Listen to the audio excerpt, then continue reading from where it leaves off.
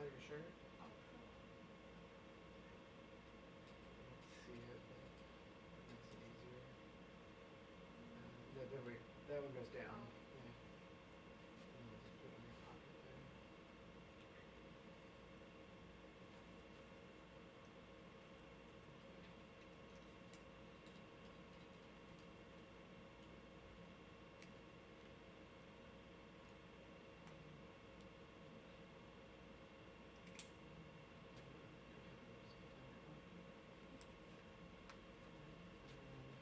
Touch the cord.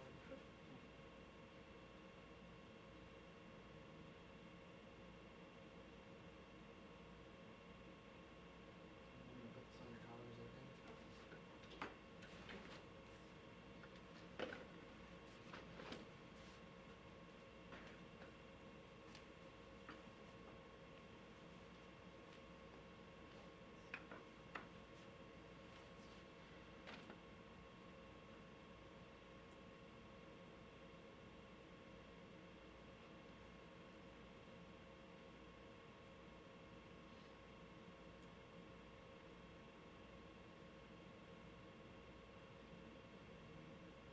Too tight? That felt weird. I feel some stuff here. Yeah, sorry. I'll try to move that down. It's gonna be a little weird. Or we can move it, you know what, we can move it right here. Move it on I the think center this line. is fine. Okay. Yeah, this is fine. Fine. Yeah. And then, so you are live now. Do you know when it's going to start? Do Do you know when the talk's going to start? I'm gonna make sure that I can as hear soon as you. I finish. Go ahead and just like tell me your name or just, Testify. Oh, Roshi Jack. great. Okay, so I just checked there are a few people watching the stream, so I guess we're having an entirely online audience. Alright, so I'm gonna do an introduction. You ready?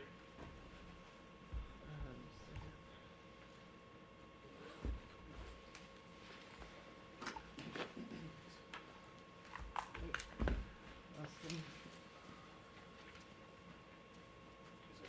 She is interested in feedback, so. Oh, okay. Yeah. Thanks. There you go. All right, everyone. Thanks for coming to our BDD BAIR seminar.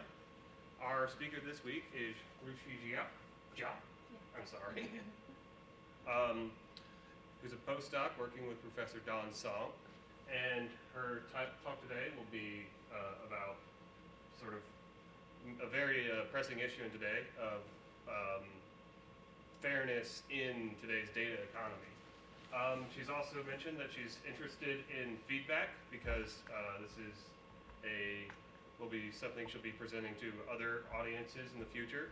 And so her email is over here on the left of the screen. And so she says she's very interested in getting any and all feedback. So without further ado, let's welcome our speaker. Thank you, Matt. Cool. Yeah, I'm Roshi, and it's really glad to be here. And today I'm going to talk about some of the theory and algorithms that I have developed over the past few years towards the goal of building a equitable and trustworthy data economy. So data is very important. It has been the main driver of value in the current economy. It has enabled a lot of intelligent products. It has transformed our infrastructure and also created some new business. But there are some challenges that we really need to address. The first one is that there has been a pressing need for data valuation. So two U.S. senators has recently proposed a bill a couple of months ago in Congress to enforce tech companies to disclose the value of data that they collected. And locally in California, Governor Newsom recently suggested a proposal about data dividend. So the idea is to compensate people locally in California for their data contributions to big tech companies.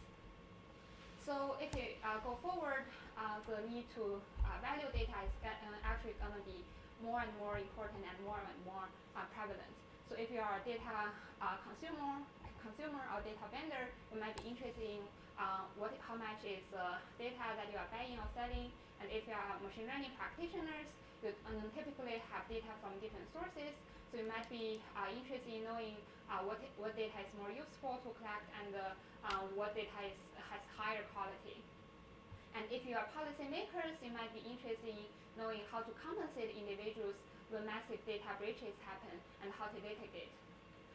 Aside from the need to value data, we also have these privacy concerns. Especially right now, we have a lot of data being collected by some ubiquitous sensing devices. So this is data taken from smart meter from a household, and it's actually fairly easy to say when the owner of the house is at home and when he or she is on vacation. Indeed, such information has been already exploited by some burglars to decide when to break in. So we want to really, so how can we really utilize data while guarantee that no private information is being leaked? And aside from privacy concerns and data valuation needs, people also have the concern that we can't really fully trust the data-driven decisions because they are not oftentimes very reliable. So here we have a lady with a white hat. So she is recognized as Alice by a face recognition classifier.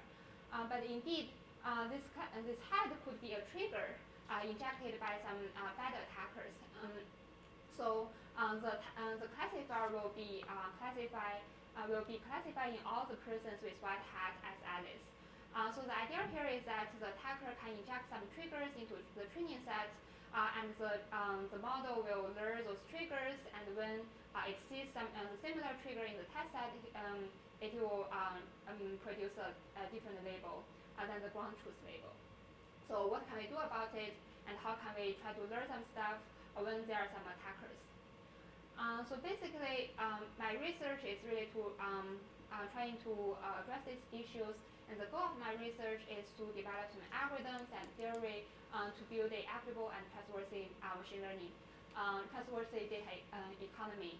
And towards this goal, I have been focusing on 3 areas: data valuation, data privacy, and adversarial learning. So I will mention some highlights of my work in these 3 areas in the following slides. So in the area of data valuation, so the first thing that we did is that we tried to precisely define what does that mean to value data. So this hasn't been really clearly defined in the past work. And also, practical machine learning algorithms have millions of data contributors. So we really need a data valuation algorithm that can scale up to like millions of data points or millions of data individuals. So I have also developed some algorithms that are already integrated into some real-world data marketplace. For instance, in collaboration with some Stanford Hospital medical researchers and some system researchers in ETH, we are building this data marketplace that allows patients to contribute their data to medical research and get reward for their contributions. And also, my algorithms are being integrated into a Switzerland online data market to value the data of different data contributors. So in the second area, data privacy, so I have been working on some attacks that try to assess the privacy risk of the data collection. And also I want to mention that my work in this area has largely been focused on energy systems like smart buildings and smart grids. And we studied the question, how can we protect privacy while ensuring the system operation efficiency. So we also deploy our algorithms into some real-world buildings. For instance, we have demonstrated the first privacy-preserving temperature control in an office at UC Berkeley. So the idea is that we add some noise into the sensor data, location data collected from the space, and then we add the noise in the red level so that it is still useful to control the air conditioning system. And we are actually the first, one of the very first groups of people who look at the privacy issues in the energy system. And my work has led to some initiation of privacy-related projects in an international energy and building program. In the third area, I have been working on adversarial learning. So I have developed some attacks that can expose new vulnerabilities, and I have also worked on some methods that can achieve state-of-the-art results to improve the robustness of the model. So yeah, here is the outline of my talk. I will start with data evaluation and also cover some work that I have done in data privacy and adversarial learning. So I will spend most of my time on my recent work about data evaluation, but I will mention some highlights of the rest of the two areas as well. So yeah, there are some, about data evaluation, there are some natural ideas to value data. For instance, you can value data based on the amount of queries that you perform on the data. This simple strategy has already been deployed by Google, and actually there are some research work trying to improve this strategy, by differentiating price for different queries in order to guarantee some good properties like avoiding arbitrage, etc. And we can also design some options to price data, or even train a machine learning model that can predict the price of data based on some data attributes. But the common challenge of all those methods is that they cannot really address a common scenario where data contains different data contributors, and then the question is that how can we really pay different contributors in a fair and equitable way. So yeah, let me give you a motivating example of how can we design some data evaluation mechanism, and what are some properties that we want to satisfy. So I have mentioned earlier that we have collaborated with this folk data marketplace, and that data marketplace have some data contributors that upload some authentic images and videos to the marketplace, and the company envisioned to allow their customers to train a machine learning model based on the all the images available in the platform. So imagine if you have a model BAIR who say that I want to train a cat versus dog classifier, and I'm willing to pay $100. So what he gets at the end will be a model that is trained on 1.5 million images available in this platform, and then the question is that how can we actually allocate this $100 back to all the data contributors? So let me mention some technical challenges to solve this problem. The first one is that although it's a natural idea that we can value data uniformly, but if you take a close look at this animal, it isn't a cat. So this data point is mislabeled. This inspires us that actually different data has different value, and how can we actually design a fair and equitable way to assign a different value to different data points. And secondly, there are so many images. So practical machine learning will involve millions of data points. So how can we design some scalable data valuation algorithms? Apart from that, data is also very unique as a commodity. So we actually observe and distill some unique properties of data value, and let me talk about them. So firstly, data, as I mentioned, data might have different sources, and the value of one source of data might heavily depend on the existence of the other source. So there are some combinatorial analysis that we need to do in order to figure out the data value. And secondly, this is best accuracy that we can achieve on ImageNet data set. And we can see that our classifier gets better and better. So the value of data really depends on how it is used. It can either be used to train an OK classifier or a super classifier that can achieve superhuman performance. Therefore, we know that the data value is really outcome dependent. So this is a very important aspect because the machine learning area progress is very fast, and actually our data is getting more and more valuable. So how can we accommodate this aspect in our data evaluation algorithm? And thirdly, so data can be used for multiple times.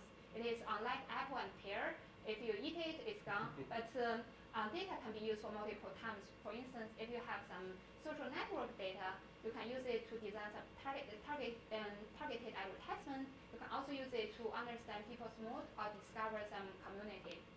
So in summary, the value of data is really cumulative. in the sense that the more you use it, the more value you will get. So our work is the first one that really combines all these properties in a unified framework. So let me list all the properties that we want to achieve. We want to consider the combinatorial properties of different data sources. We want the data value to be outcome dependent and cumulative, and also we want to guarantee some kind of social equity. And most importantly, we want to do it in a scalable way. So in order to accommodate this combinatorial nature of data value, we model machine learning as a cooperative game. So how can we model it? There are two important components of a cooperative game. One is players, the other is utility function. So in machine learning, all the training points that we want to value will be the players. If there are n data points, then there will be n players. And in machine learning, we'll feed those data points into a learning algorithm that produce a model, and then we'll evaluate the model to produce some performance metric. And the utility function will be the function that maps any subset of the training point to some performance measure. So in order to accommodate the property that data value is outcome dependent, we reduce the problem of data valuation to a profit allocation problem. So we try to allocate the profit that we gain from machine learning model to different data points. The more profits that we get from model, the more profits will be obtained by the data contributors. And then we look at the rest of the two properties and ask what will be the allocation scheme that satisfies these two properties. And actually, in cooperative game theory, there is something called the Shapley value that is proven to be uniquely satisfy the cumulativeness and equitability as a distribution scheme, and it was proposed by a Nobel Prize winning economist Lloyd Shapley in 1950s. So what's the Shapley value? So let's say this is a training data set that you want to value. So essentially, the Shapley value will assign a real value score to each of the training points, so that the sum of the score will be added up to the utility, the performance of the model. And here is the definition. So if you want to compute the Shapley value of the S data point or the S player, so it will be equal to this big equation. So N here is the number of training points, and D is the training data set we want to value. And S here is a subset of any data point excluding the I. And U is utility function. It will be some performance score in the machine learning context.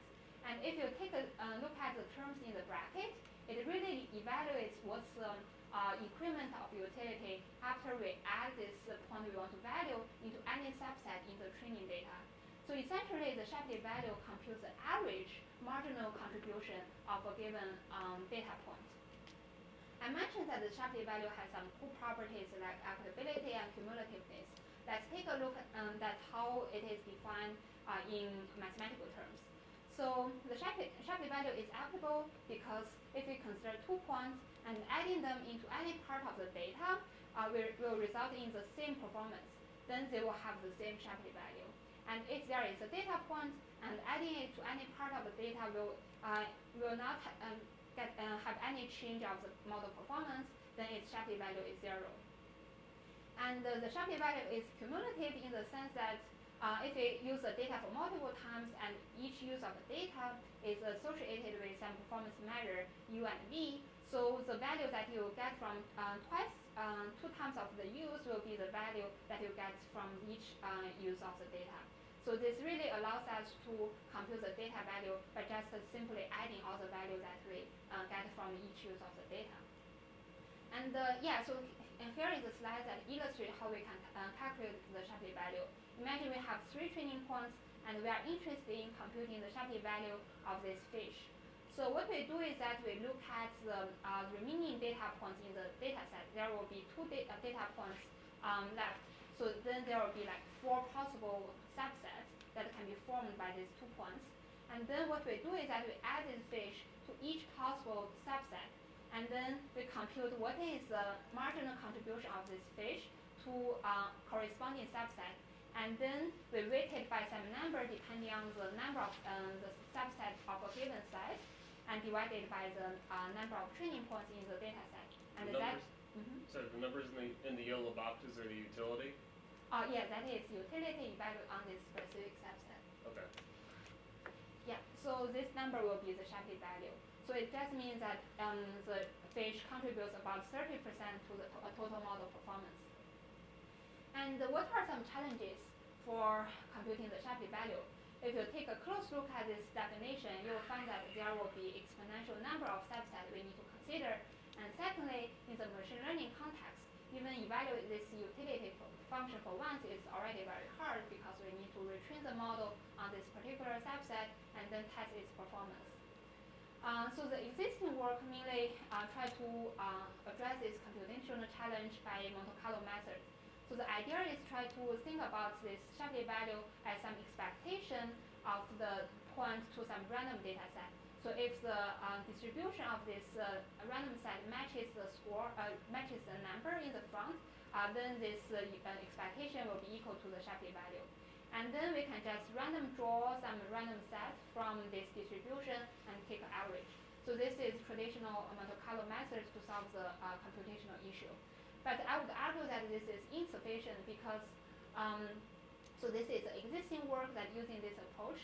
And if we want to evaluate what's the performance of this approximation algorithm, then we need to develop some metric. So we see that approximate Shapley value is epsilon delta approximation to the true Shapley value if the maximum difference between these two across all possible training sets is upper bounded by epsilon with probability at this delta. So essentially, existing work will need n log n utility evaluations to achieve epsilon delta approximation. So this is insufficient for data evaluation because we can't afford to train model for this many times. So what we can do? In the following slides, I will mainly focus on some scalable methods that we developed to handle this this issue. So our key idea is that if we consider data evaluation in the machine learning context, we can actually leverage some properties of this utility function specific to machine learning context instead of naively going through every possible subset. So what are some characteristics that we can utilize? The first possible one is locality. It means that maybe the performance doesn't really depend on all the training data points, but depend on some heavily on particular training points. That the example include k-nearest neighbors because the prediction only depends on the neighbors. And another property is the opposite of locality. It's called stability in the sense that the prediction only depends uniformly on like every training point, and the removal of a particular training point wouldn't change the performance so much. And there are some examples for stable algorithm, including differentially private algorithm or algorithm with proper regularization. So today I will be focusing on how we can utilize locality to devise a very efficient algorithm for data evaluation. So yeah, just to give you a bit intro of what is k-nearest neighbors. So we start with a training data set, and if there is a query point that we want to predict its label, what we do is that we sort the training database according to its similarity to the query point. And then for the prediction phase, we just use the majority rule to say what is the label that appears most frequently in the k-nearest neighbors. Is that similarity in pixel space or in what? Yeah, so it is like very application dependent. So for image, probably you will using like a deep feature, some metric in the deep feature space will make it more sense. Okay.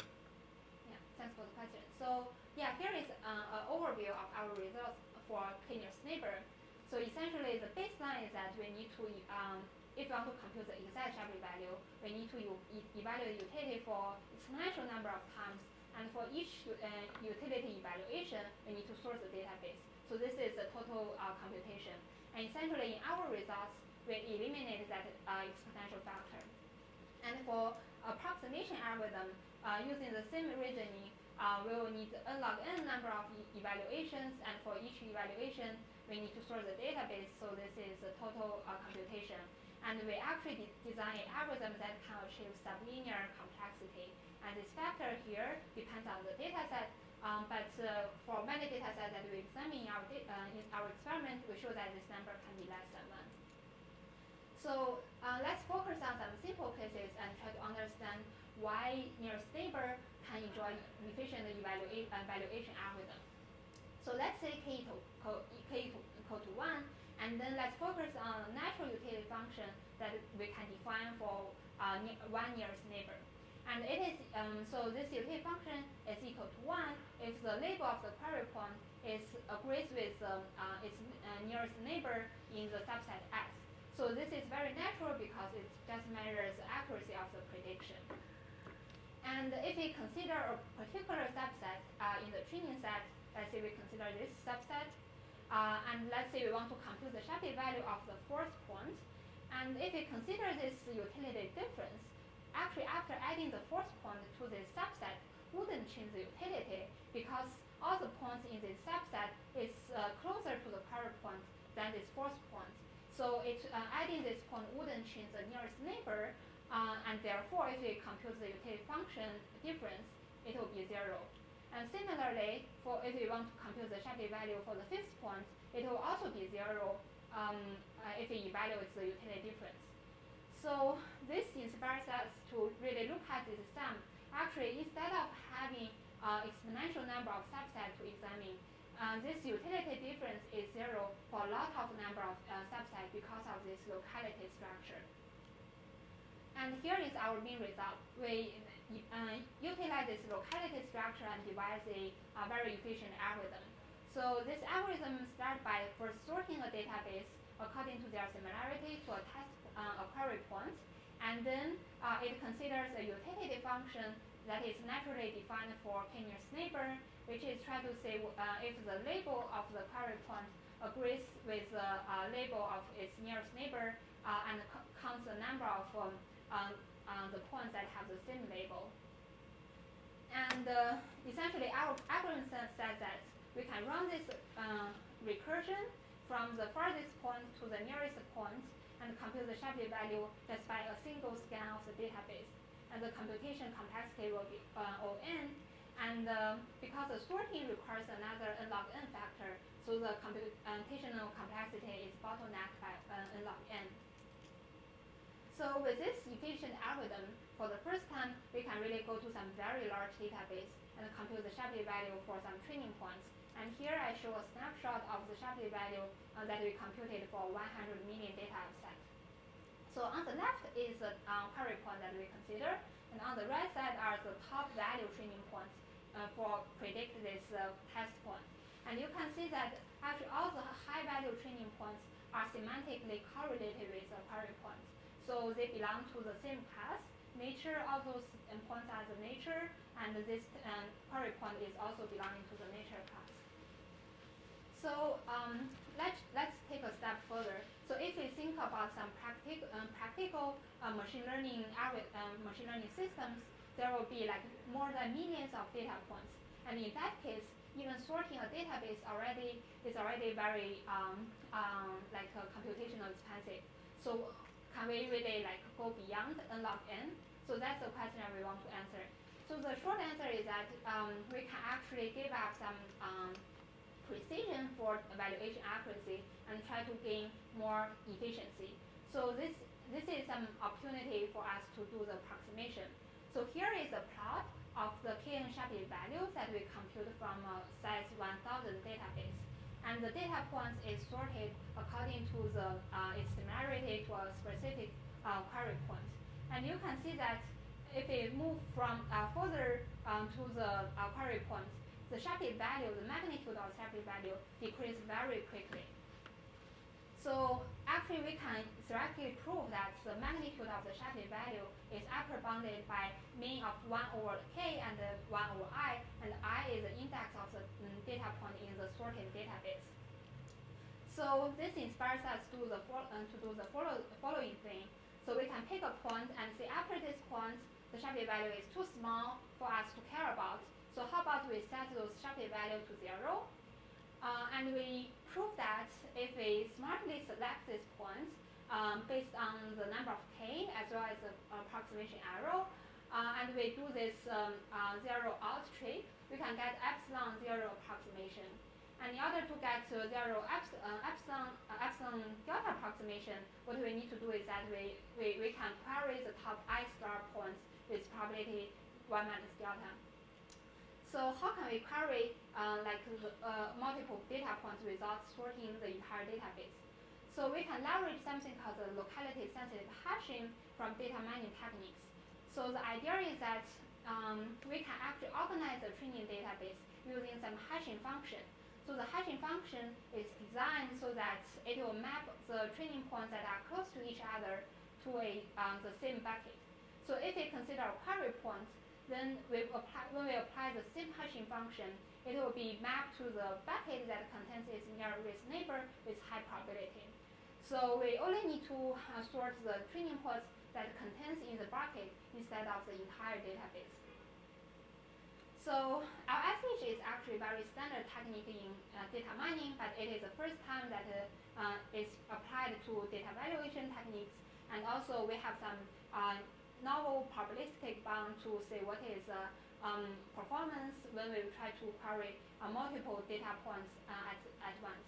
So by utilizing this technique as well as trick that I mentioned in earlier slide, we can get a sublinear algorithm to compute the data value approximately. So let's look at the performance.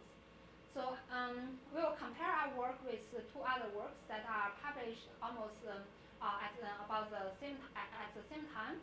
And the largest size of the data examined in their papers is about 60,000 data points. But in our paper, we show that our algorithm can value 10 million points in 44 seconds on a single machine. So this is a very large efficiency improvement.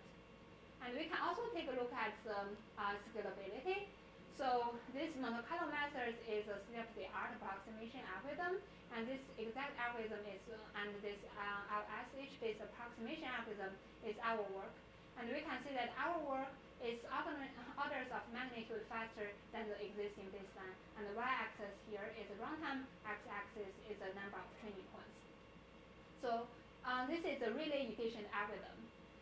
So far I have talked about how can we value data efficiently for k-nearest neighbor by utilizing the locality structure. And people may be wondering what can we do about deep neural networks. So the short answer is that because it is like a black box, there isn't much property that we can leverage, but we can design some heuristics.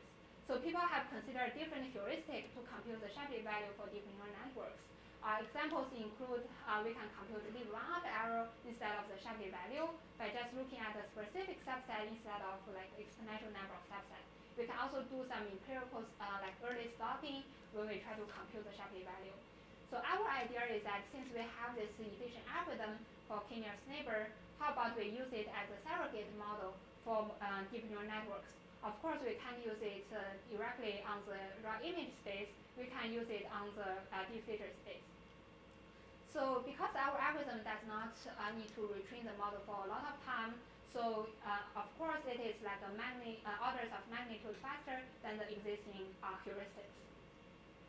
But the caveat is that all those heuristics no longer have any theoretical guarantees about the valuation accuracy.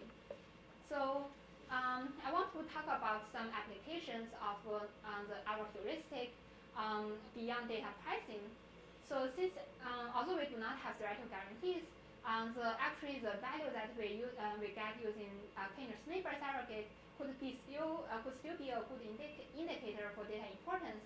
So for instance, we can use it to detect some noisy labels. So naturally, intuitively, the data points that are mislabeled will have low data value. So what we do is that we compute the Shapley value for all training points, and we filter out all the points, like we first filter out the lowest data value points.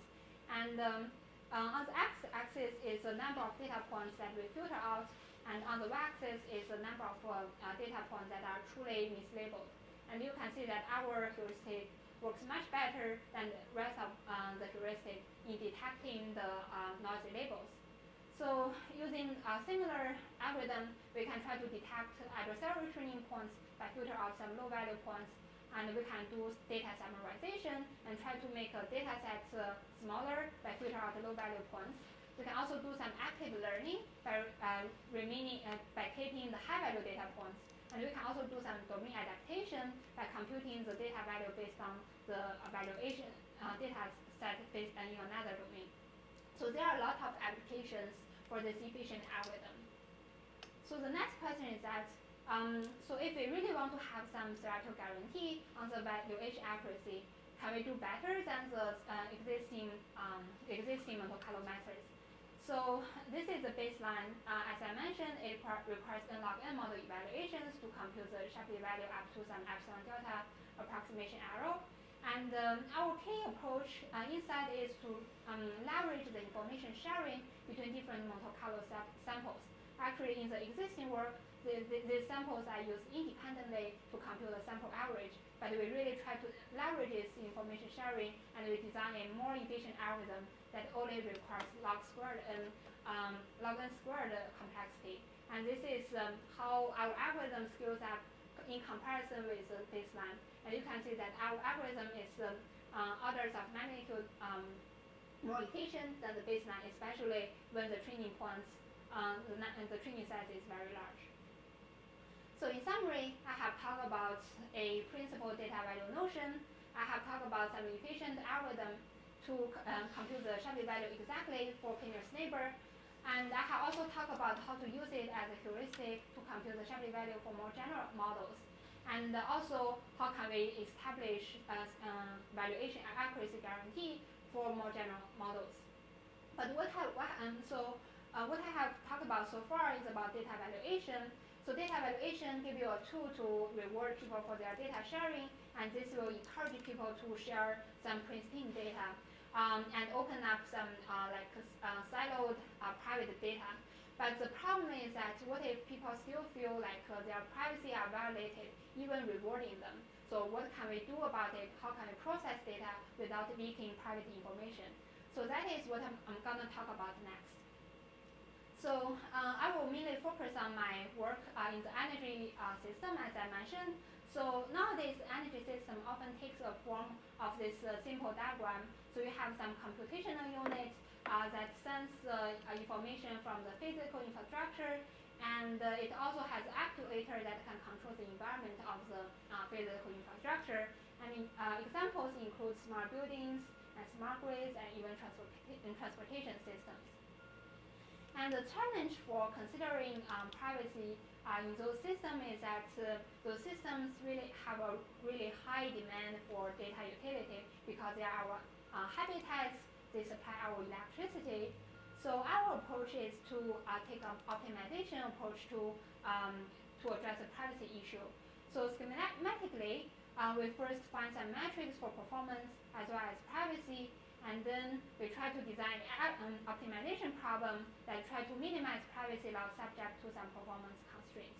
And it is not as easy as it sounds because in those systems, they are often dynamical systems. They have a closed loop control system.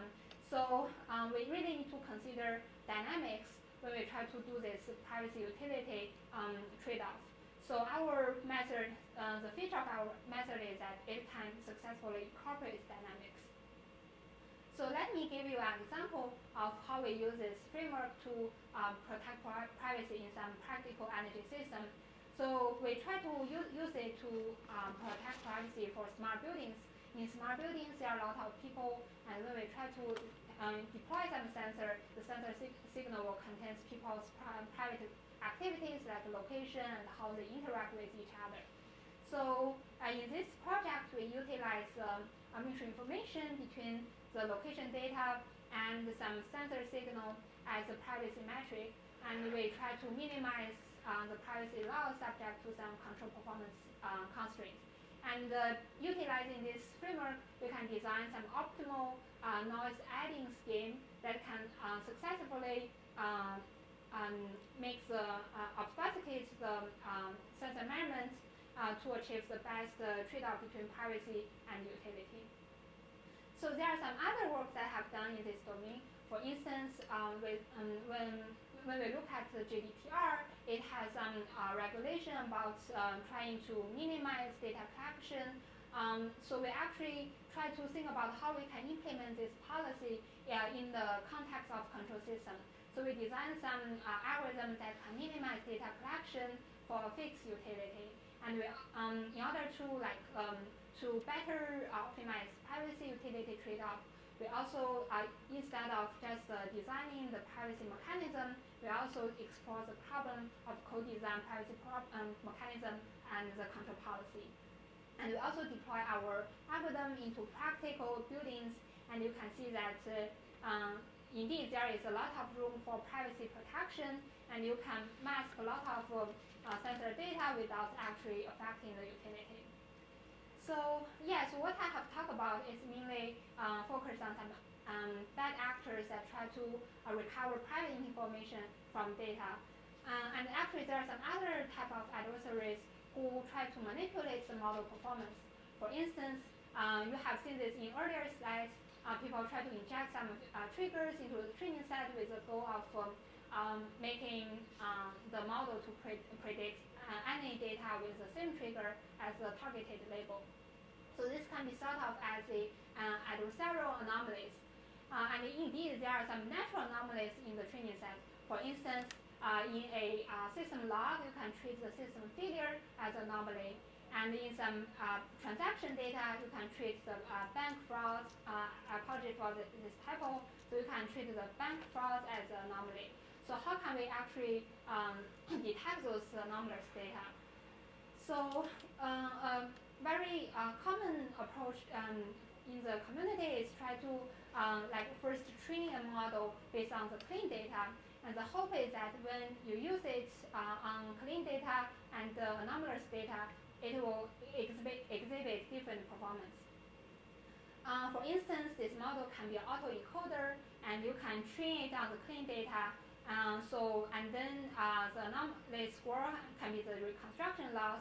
So for normal data, the reconstruction loss will be low, and for some anomalous data it hasn't seen, the reconstruction loss will be high. But the challenge here is that oftentimes we do not have a clean data set for training the detector. So what can we do? The idea that we use is that we try to utilize a traditional definition for privacy, which is differential privacy. Differential privacy actually guarantees the algorithm to be stable to some particular data points in the training set. So the idea is that differential privacy the algorithm is differently private if the output doesn't change so much when we change the training input and training data a little bit. So let's say we have a differently private learning algorithm, then we will guarantee that the model output by these two different training data sets will be similar. So therefore, we will have a model that will be insensitive to this anomalous data. So indeed, there are many methods to ensure different privacy, like claiming gradient norm or adding some noise into the gradient descent steps. And we show that by using these simple techniques, we can detect a range of anomalies, like natural and adversarial ones that I mentioned earlier, and we can actually achieve state-of-the-art result for detecting the anomalies in the system logs. So I have also had some other work in the space of adversarial learning, so where I try to study some new attacks that try to expose vulnerability of some new settings. For instance, we study how we can actually consider adversarial attacks in the setting of a game. How can we inject some bad data so that the prediction of Nash equilibrium can be compromised? And we also study how we can recover private information from the published machine learning model parameters. And also, we look at how vulnerable is the current copyright protection for deep neural networks is. So I have a range of projects done in this space, both ongoing work and some published work, but I don't have time to mention those. With that, I will thank you for your attention, and I'm happy to take any questions that you might have.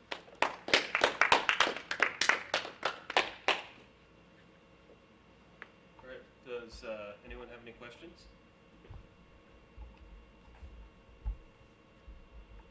All right. So I guess since there are no questions and we're coming right up on the end of the hour, let's thank our speaker one last time. or himself. Thank you.